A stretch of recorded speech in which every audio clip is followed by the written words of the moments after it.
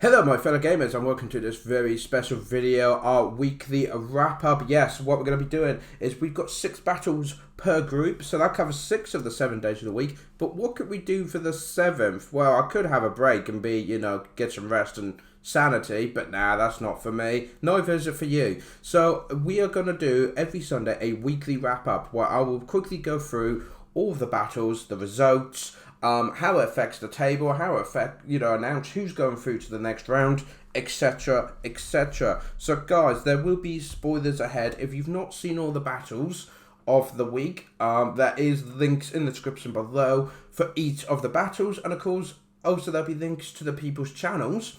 So go check them out, because then you can see their point of view, what they were thinking while they were playing the battle. So this week we had Gen on Occasion, Vulcan Total War, Dog Shadow Gaming and Ragnarok Total War battling out for supremacy. What we're going to do now is quickly go over each battle, what they used, and yeah, just a quick wrap up of it. So let's go to the first round, which was a Vulcan Total War versus Gen on Occasion. Vulcan going with the Wood Elves, Gen on Occasion playing as the Empire. Very exciting. It's always hard to do the first game of the whole tournament. Vulcan's not done much multiplayer before, so, you know, well done for him for getting in there and being the first to have to play. He went for a very elite Wood Elf army, a couple of dragons in there, and then a very small infantry corps. Unfortunately, Gen on Occasion decided to go for Mother Russia and just went mass infantry and literally just walked over him. The dragons could not kill enough. Also, Gen on Occasion had more cavalry. He had 3 units of the Knights of the Blazing Sun, while the Vulcan only had 2 of the Wild Riders. So what ended up happening was, also when they both outflanked each other with cavalry. Well, Genet's heavier cavalry smashed through the light line of infantry. Vulcans kind of just got swallowed by all the 3 militia that he charged into. Because they weren't handgunners and that either. They were 3 militia. They had close combat weapons. So they just got absorbed into it. So the cavalry got shot down. And then the Elves, the foot infantry on the hill, got completely swamped. And then it was just a matter of picking out the dragons, unfortunately. So that was a win for Gen on Occasion versus Vulcan Total War. But that was only the first battle, but it was a great way to warm up. Both players just got in there and showed you 2 different styles of playing and how the Empire's the best ever. We'll move on to round 2, which was between Ragnarok Total War and Dog Shadow Gaming. So, Dog Shadow Gaming was trying to follow up on Genet's victory using the Empire and Boris Topbringer, while Ragnarok was like, no, you know, me and Vulcan, we both got Total War in our names, we're brothers in arms, I'm going to play as the High Elves and I will show him how it's done. And again, brings the 2 dragon build and leads to a very interesting battle, you could say, where there's a lot of like hit and runs, where you have the Empire as the whole stand your ground and artillery, the High Elves using dragons to do hit and run, and the unit of the Grey Regiment renowned, the Shadow Warriors to do some sneaky hit and now. And then when both dragons are finally taken out and Dog Shadow Gaming was like, right, I've had enough, we're moving forward, it went all like the 300, where Ragnarok had a load of archers in the woods, and as all the Empire marched through, they just gunned them down, just let loose with all of their arrows, and they all just fell one by one by one.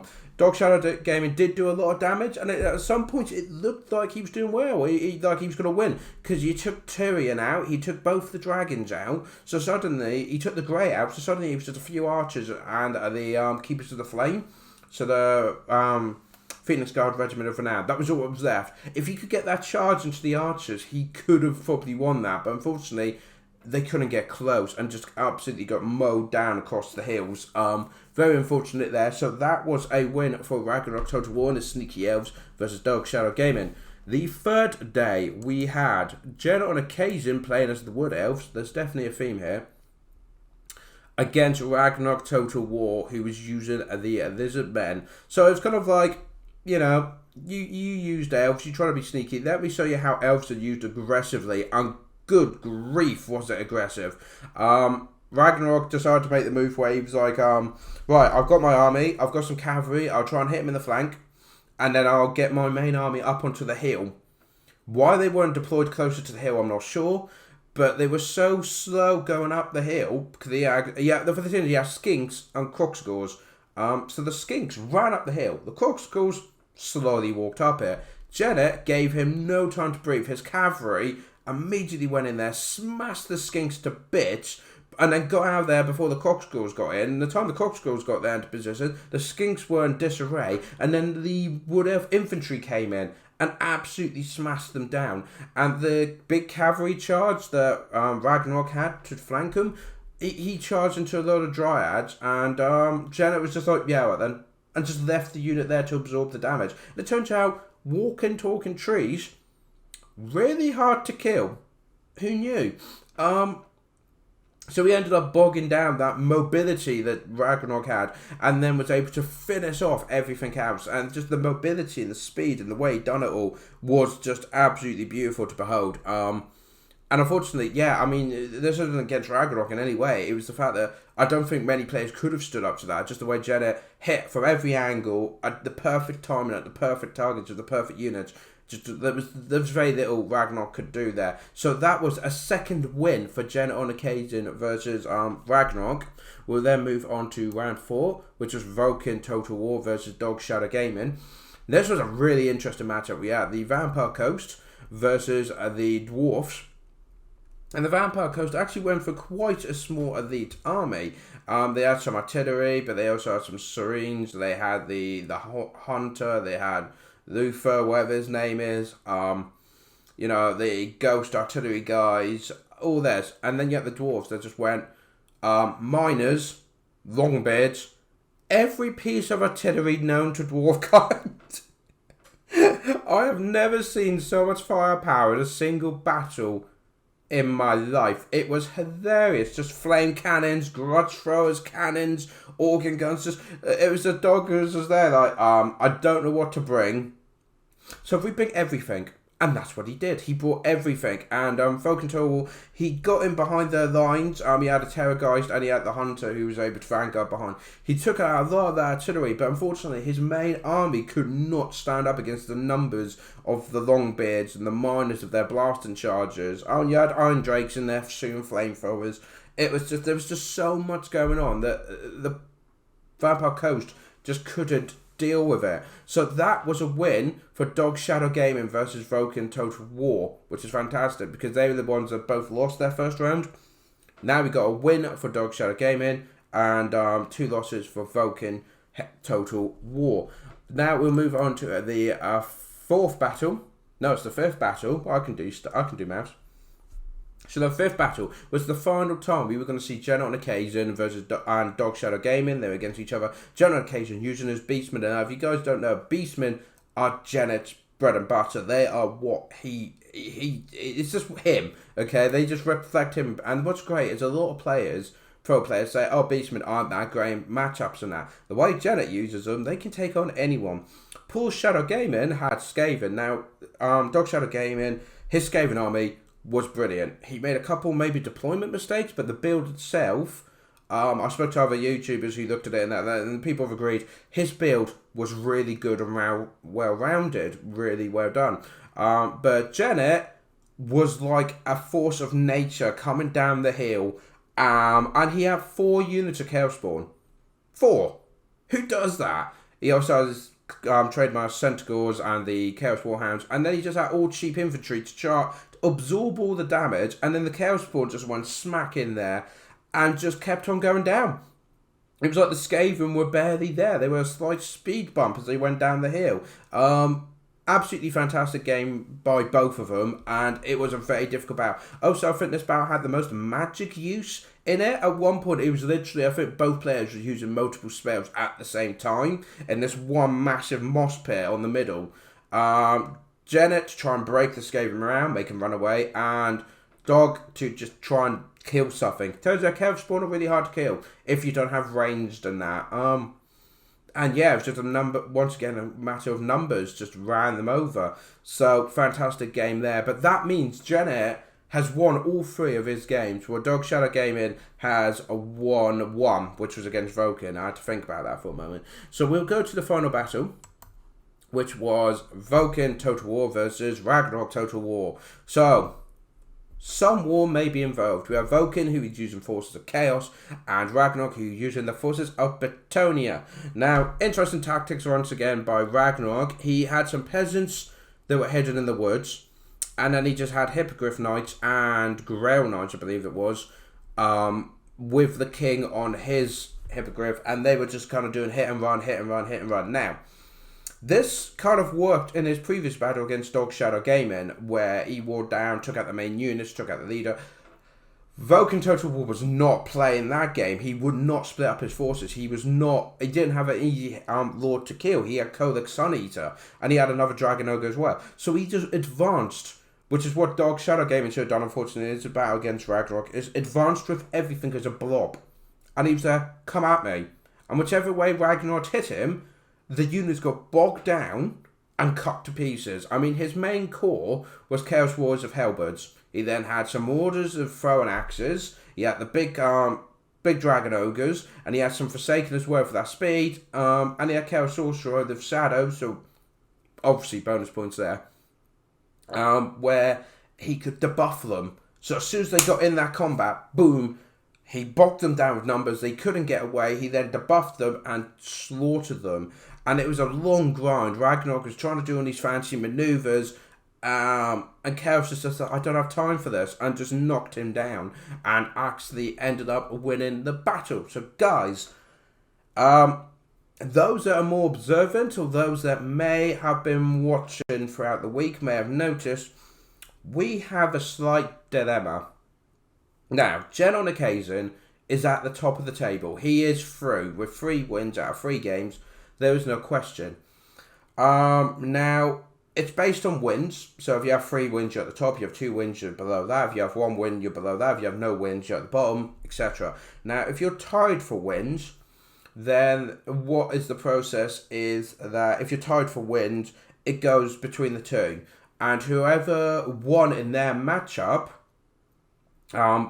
goes up because they won. So let's use this last matchup as an example. So if Ragnarok and Vulcan Total War were drawn, they both had like 2 wins each, then Vulcan would go through because he beat Ragnarok. Now, the problem we have here, guys, is Ragnarok, Vulcan, and Dog all only got a single win. Okay? They all just won 1 game. And I kid you not, Ragnarok beat ShadowOnlineGaming. ShadowOnlineGaming beat Vulcan Total War. Vulcan Total War beat Ragnarok Total War. So what you've got is this infinite loop, which is the first time it's ever happened in one of my tournaments, where all of them have won 1 game, and it was against the perfect opponent to cause this loop where there is no winner over the other. There's no. We have to have a tie-break game. We're going to have to do something where one of these 3 are going to get through to the semi-final groups, which is a huge deal. And we were there for a while thinking, how are we going to sort this? So, being the usual brilliant genius that I am, I said, we'll make it simple. We're going to do a free-for-all, guys. We're going to have these 3 players. They're going to build an army following the rules as the tournament is standard, but it's going to be a free-for-all, and it's literally going to be who gets the most kills.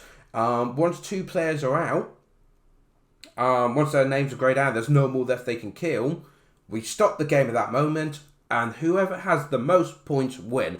It's that simple. So, normally in these Sunday shows, it'll be quite quick, just a 10-minute, here's a recap of the battles, here's the links in the description, you can watch the videos if you want to see them, check out the other channel if you want to see their point of the battles, but today, you're very lucky, and I'm not, because I'm having to do this, we are going to have a free-for-all to decide who goes 2nd place in this tournament. Well, in this group. I'm hoping it doesn't happen again, but you don't know. So we're going to move over to the battlefield now, where I'm going to go over 3 armies, and then we're going to watch them slaughter each other for our entertainment. So guys, bear with me a moment. I'm going to do some fancy editing, and we'll be on the field. Starting then with Vulcan HD Gaming playing as the Force of the Chaos. We have 2 units of Marauder Horsemen on the right flank. In the centre here, we do have the Gore Beast Chariot. We once again have Kolek Suneater and the Dragon Ogre Sagoth, so very similar to his previous build against Bretonnia. 2 units of Forsaken, no Regiment of Renown this time though. Looks like 3 units of Chaos Warriors with Hellbirds. And is that another Chaos Sorcerer of Shadows? So yes, very much like his Bretonnia build you're seeing here. But he's got Gore Beast Chariot, one less unit of horsemen, and hasn't got the Regiment of Renown for the Forsaken. But he's got these chariots instead. In the centre, he drew cards the Sword Straw, but playing as the I was going to say Vampire Coast. What about? Yeah, they have War Drakes, War Hydras. Yes, the Dark Elves. We have Dog Shadow Gaming, who has got a Black Dragon War Hydra, a unit of Dread Spears, and then in the centre here, dominating this open field streets. I absolutely love it. We've got some Blackguard of Nagaron, a unit of Reaper Boat Throwers, Dread Spears, a Death Hag, some Bleak Swords, Executioners, some more Reaper Boat Throwers, the Bleak Swords over there, got some Dread Spears protecting the flank, and Luca Failheart, who, how big are these flowers? But he's having a good time, he's just, you know, smelling the roses and all that. But you might go, hang on, it's a free-for-all normally. Oh, look, it's a little love heart. Oh, sorry, I'm being distracted. People might go, hang on, but it's a free-falls. Whoever's in the middle gets absolutely slaughtered. But that is the reason we picked this map over any other. All the others are open fields. But these, you've got all these lanes and blocked off pieces and that. So what happens is it isn't such a straight up, everyone just goes for the middle guy. And to be fair, sometimes going for the middle guy is good in this case because he gets to kill from both sides and barely has to move. But yeah, so you've got all these open lanes to break up the combat compared to all the other maps. And in this side, as the Lizardmen, we have got Ragnarok. I'm going to have to do this. So we've got a Skink Priest of Heavens on a flyer. I can't remember what they're called now. Pterodon, I want to say. We've got the Code 1 Spear Riders Regiment of Renown, Pop Hopak Cohort. They are supported by some more Code 1 Spear Riders. In the centre here, we do have the Star Chamber Guardian, so I think that's 2 units of Temple Guard, one being the Regiment of Renown, supported by 2 units of Croxagors. Very hard-hitting army here. And then we've got Croxgar on his little Carnosaur, and a Fail Carnosaur as his buddy there. Very small the army we've got here. Very hard hitting though, which is what you probably want in a free-for-all. Also, our big thank you for Loremaster of Sotek, who is playing as Belagor Ironhammer. As people may or may not be aware, free-for-alls you have to have a 4th player. So they played this, I think it was like 5 o'clock in the morning in my time. So Loremaster of Sotek went, I should be the referee of this game, and yeah, it seems fitting that he's playing as a dwarf. He's like, there won't be, you know, don't cause any grudges, play fairly and all. So there are our 3 armies, guys. I'll get rid of that. We're going to want to see as much as we can. Let the battle begin. So, guys, as I said, it's all about the kills. As soon as 2 names disappear off this, but yeah, none of them, but Dog Shadow Gaming and Vulcan Total War, well, Vulcan HD Gaming, which is his main channel. The Total War is his little sister channel. Haven't really done multiplayer before. And Ragnarok's only done a bit, but none of them have done a free-for-all, so no one knew what to expect or what to do. The only one that does is the only one that can't help him, which is quite funny. So, as you can see, it's a bit of posturing, people getting into position. We do have the Skink Priest getting a bit of a scout. Very good move there before they start attacking. Looks like Forces of Chaos are moving up. The Mortar Horsemen getting them. Looks like all of Chaos now coming up this road here to deal with Dog Shadow Gaming's Dark Elf. Dragon is now moving in. War Hydra getting themselves. As you can see, they're getting themselves into a good middle position here. But yeah, so this will take a little bit of time to get started as people realise what it is they're meant to do. It's like watching the Hunger Games. At first, they kind of look at each other like, what do we do? And then the killing starts. So we do have the Black Dragon coming in here. Not sure what the Water Horsemen are. They could do with like shooting this down. But I think they're acting as a screen to protect the flank from anything that may come this way. But now I think Vulcan's kind of got, oh look, we could get these. Oh, shots have been fired. The Black Dragon has fired. Points have gone in for Dog Shadow Gaming. So that's what it's all about, guys. The more kills you get, the more points you get. It gets a bit weird at the end, which I will explain at the end of the video. Oh, here comes the Mortar Horseman now. Coming around the corner, but you've got to be careful because you've got these Reaper boat throws to sat here waiting to go. But oh, that's just cruel and unusual. Getting some good kills there. And on this side, the Dragon Ogre's getting in there, but there's no ads. Oh no, you got the Black Guard in there. That's probably something worth concern about. In goes Kodek, and you can see the points are now going up between these two as they're now fighting. Ragnarok needs to get in there. Oh, that's some good side hits there.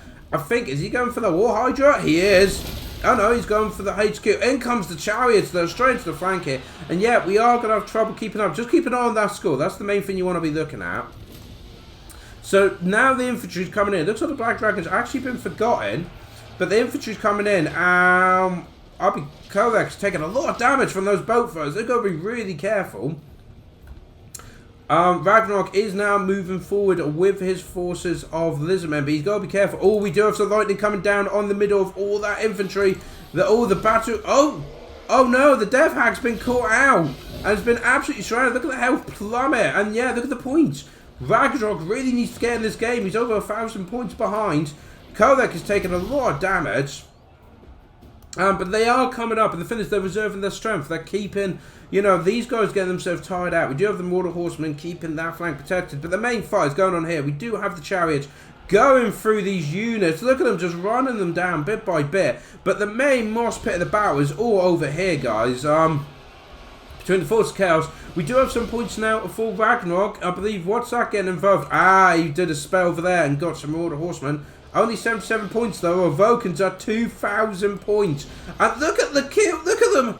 How close they are. They're within like 25 points of each other. Shadow has taken over now. And then Vulcan will hopefully take over again. It depends. There is units falling back. Yeah, he's now taken over. But now Ragnarok's getting involved as well. So his points are going to start shooting up.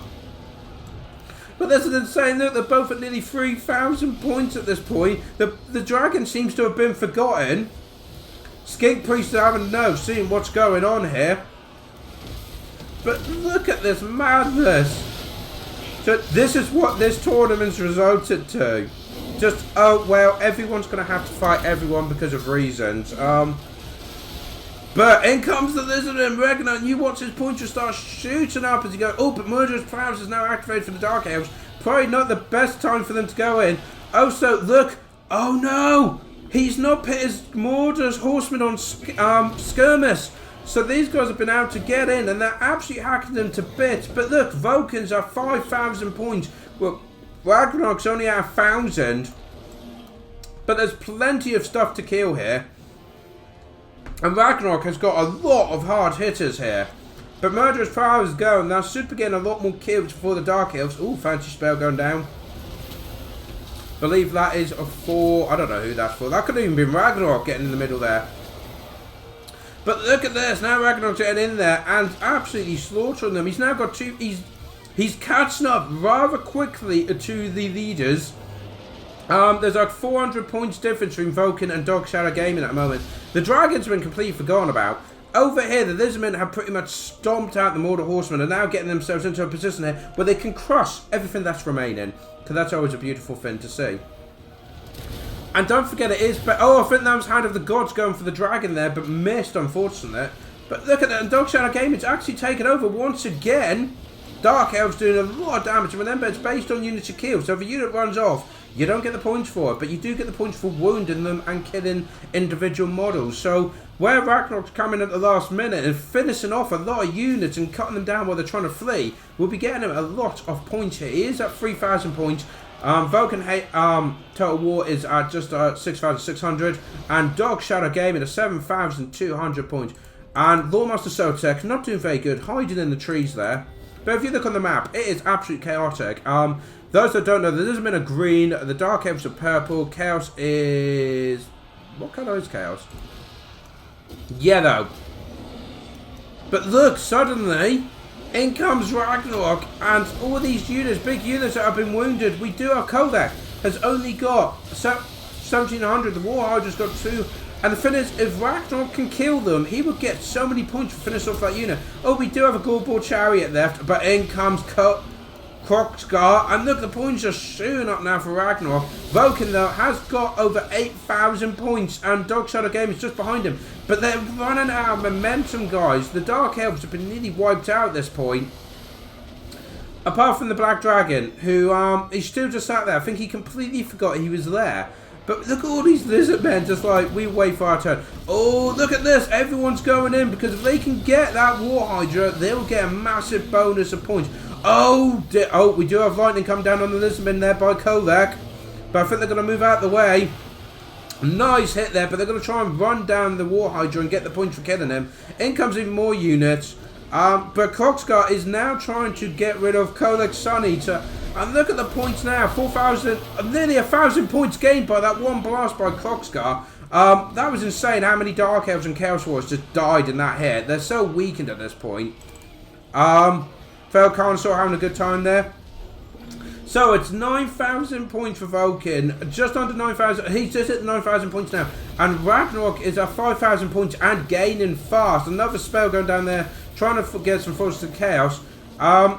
Too many units here gathered to try and chase down. You only want you. Oh, but the War Hydra's down. That'll be a load more points now for Ragnarok going up. And he's going to try and get Kolak as well, I suspect. Black Dragon has not got involved yet.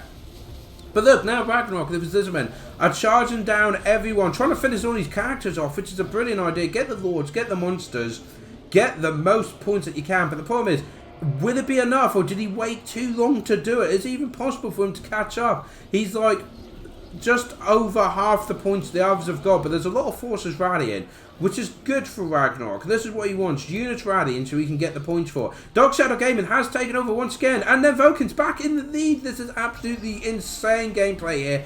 And the thing is, yeah, and then you got Ragnarok just like, oh, here comes the Black Dragon has woken up. Well done. Well done.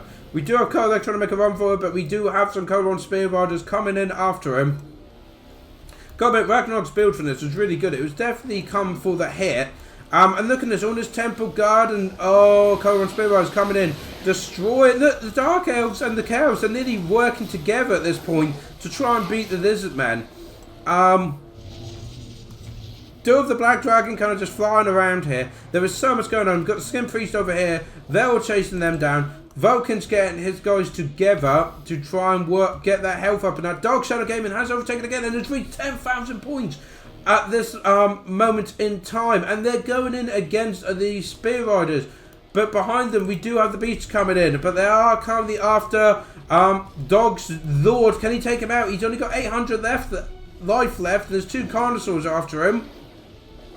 Over here, we do have the Black Dragon has gone up against Temple Guard and Spear Riders. I'm telling you now, guys, that's a bad idea. But a lot of the forces are now breaking and going off the field. Vulcan has taken over once again, though. But while they're getting little points, Ragnarok is getting so many points added up here. Can he finish this Lord off? I mean, how many points? He's dead. There we go. Ragnarok has got the kill for that Lord. The two Dragon Ogres were able to fight off this small unit Coda 1 Spear Riders, but Dark Shadow Gaming has overtaken Vulcan once again. Look how many points is different. What's that? 70 points difference. That's like a couple of units of like men, spearmen, a couple of spearmen.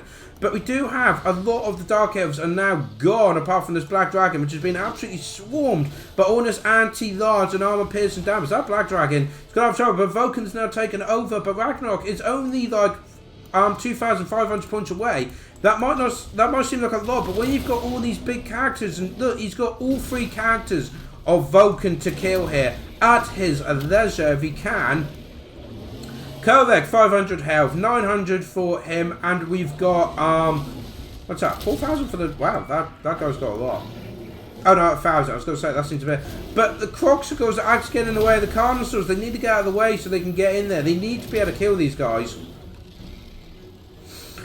I need to take a breather. What's going on over here? The Black Dragon's fleeing, but he's being chased down by them. So look at the points difference. Suddenly Ragnarok's within 2,000 points of the leaders here. But Vulcan is currently leading with 11,000. There goes Kolak. Dragon Ogre's going to try and get away. We do have the Chaos Sorcerer Shadows, but I think soon this is going to be wrapping up, and I don't think Ragnarok has got the time or the units to be able to finish and get the points that he requires to be able to take over, unfortunately. Black Dragon is being hunted down. How much health has he got? 1,000. I don't think they're going to be able to do anything about it. And remember, while there's units on the field, their name will be white. As soon as units leave and they can't do anything, their names will be greyed out. Once 2 names are greyed out, that is the end of the battle. And that's what I mean. Ragnarok, I think, may have left too late to get involved. He's still like 1,000 points behind. The dragon is going to get away. There's so many points. Just going to walk off the field. Now, in fact, there goes ShadowOnlineGaming. So now it is all down to what's there for Vulcan. I think that's just his Chaos Sorcerers left. And there we go, guys. 2 names are blacked out. So, because free falls do a weird thing in a minute, and I'll explain why.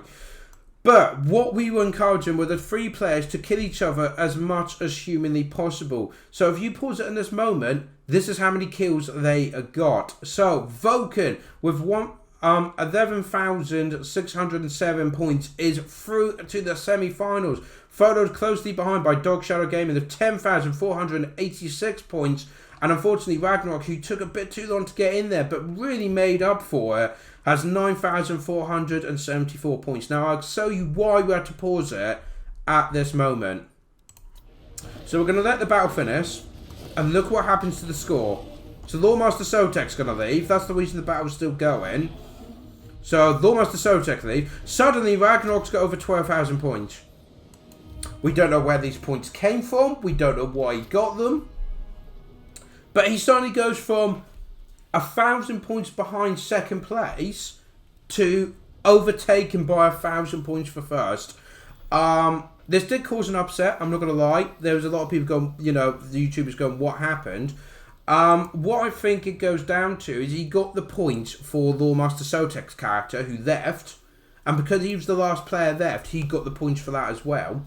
But also, they haven't really told us the maths behind it. But Creative Assembly said you get a nice little bonus for having units alive. Now, Ragnarok has 61% of his army remaining. So people saying, well, there must be that. But I said, well, I wanted to reward the kills. Because otherwise, all you're going to have is 3 players sat back, not doing anything. So I said, look, I want it where you go at each other, and as soon as there's 2 players left, well, 1 player left out of the 3... you stop it, because how could that 3rd player get any more points if there's nothing left on the table to kill? So that encourages people to just get in there and kill each other. But yeah, so I do apologise for any confusion, especially when Ragnarok, if he does a video about this freefall to his subscribers, the fact that they're probably going, hang on, but he's at the top of the table. This is why I've done the rule that it was the moment you dropped. Because otherwise it adds points for the 4th player, it adds points for survivors, and it gets but there's no, it's not written down anywhere how that's worked out. So I said to keep it simple, it's just kills. The moment 2 players are out, it's whoever's got the highest. And at the time, Ragnarok only had 9,000 points, so he comes in 3rd. Then Dog with 10,000, and Vulcan, who got in there with his heavy hitting Chaos Forces, smashing through that with his 11,000 points. So guys, I know that's not a brilliant way of doing it, but it was the only way we could do it, because it was either that or redo the whole tournament again, because it was all 3 of them would have to replay. The thinking is, it's a single battle, boom, job done, finished, you know, there's no argument or anything. Turned out there was a bit of mumbling, but that's my fault. I didn't explain what was being done. So yeah, it is at that moment 2 names grayed out, because if it's based on kills and there's only 1 player left, how could they kill anything? They can't, so they can't physically gain any more points. That's how we done it. So Vulcan HD Gaming, or Vulcan Total War, his Total War channel, will be going through. And I mean, here's the point though. Look, kills 517. Now Ragnarok did catch up with 471, but I'm not sure how it works out the points. I think it's because ShadowOnlineGaming did so much damage. Because I think it works out like on monsters and that, the damage you do, as well as the kills. But yeah, this was just the easiest way, because remember, these guys are busy YouTubers, and they've got, you know, they've got their main jobs, family, work, all this. So we had to do it as a single game, and this is what we went with. So yeah, so the final lineup for this group, guys, will be Jen on occasion going through with a clean sweep of 3 wins. Then we have Vulcan Total War going through because he won the freefall. Next will be ShadowOnlineGaming, and unfortunately at the bottom will be a Ragnarok, but I really appreciate them both taking part. Commiserations to them, and a congratulations to the 2 that made it through to the next round. But you guys won't see them for a good few weeks now, because we got Group B, Group C, and Group D. But yeah, I really appreciate the sportsmanship as well, because this has never been done in a tournament. So for Ragnarok and Dog Shadow Gaming to go in, do the game, and then for me to go Vulcan troop because of this reason, and they both went, yeah, that's fine, thank you for explaining, I appreciate that. I really do appreciate the sportsmanship there. So big thank you to both of them. Do check out their channels in the description below, and of course the battles as well. You know, you do have the battles in there. Now, quickly running up, so that is Group A done, Week 1 done.